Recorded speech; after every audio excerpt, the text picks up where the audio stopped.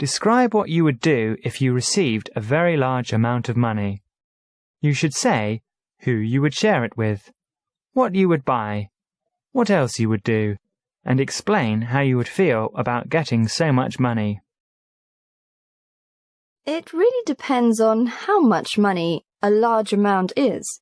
If it's in the trillions, I'd probably buy up most of Europe, or maybe North America.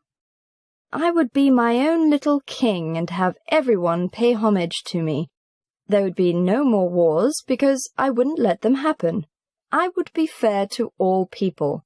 We would commission all of the nuclear scientists to try to discover an economical, plentiful, and non-toxic substitute for gasoline and diesel.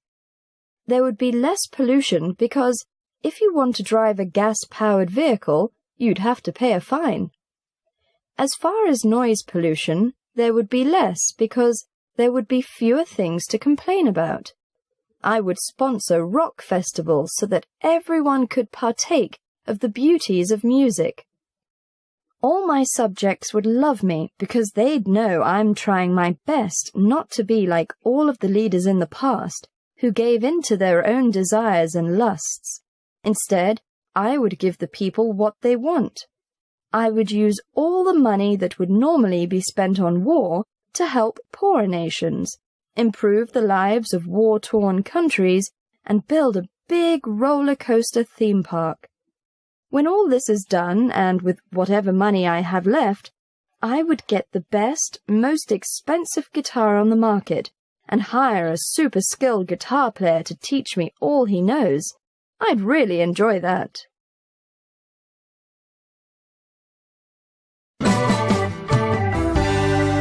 Part 3. Money. 1.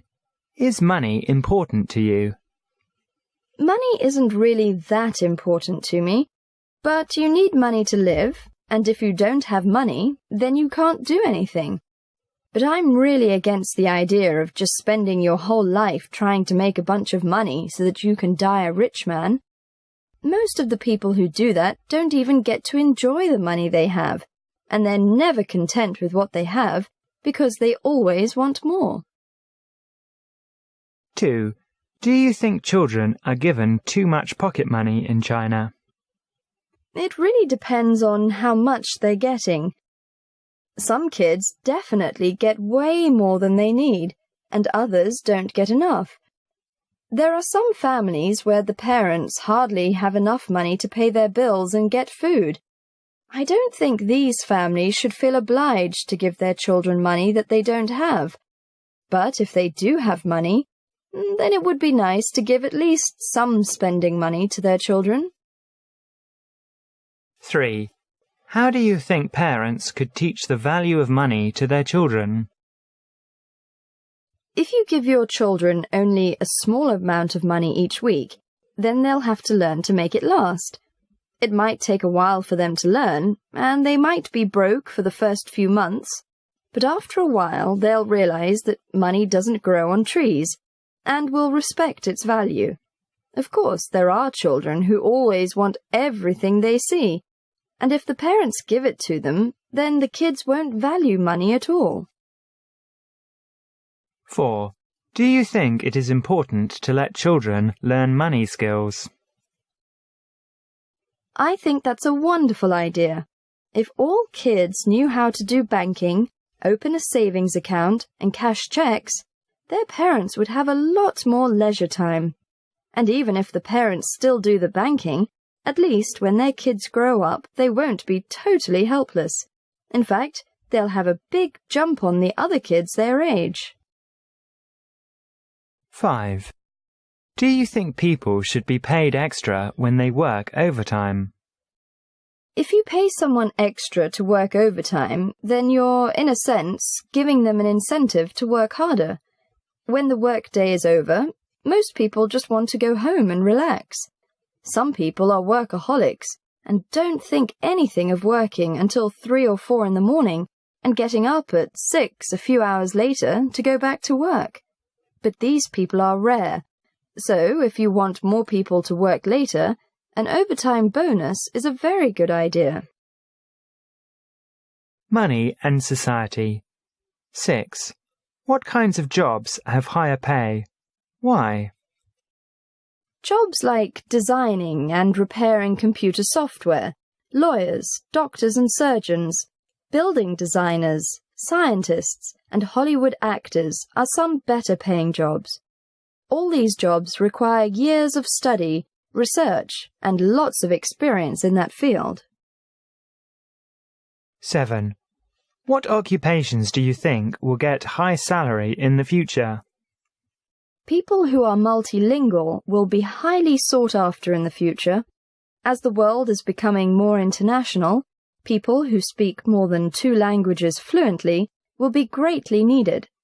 English is the main international language right now, but there are billions of extremely intellectual individuals who can't speak or understand English. These people don't want to get left out of all the fun and games that are happening in the rest of the world, so they need translators who will be able to make them understood by people of different races. 8. Is pay the most important factor in a job? The most important factor is, as most fun-loving people know, how much vacation time you get. Not only time off, but paid time off. Another important thing to keep in mind is what kind of work it is. Some work is just boring and nobody likes doing it, except for boring people. But if you really want to excel in your work, pick something that you feel comfortable doing, something that you're good at. The workplace environment is also very important. Some offices are stuffy and drab, whereas others make you feel fresh and alive. 9. What is the primary source of income for the Chinese government? The primary source of government income is taxes.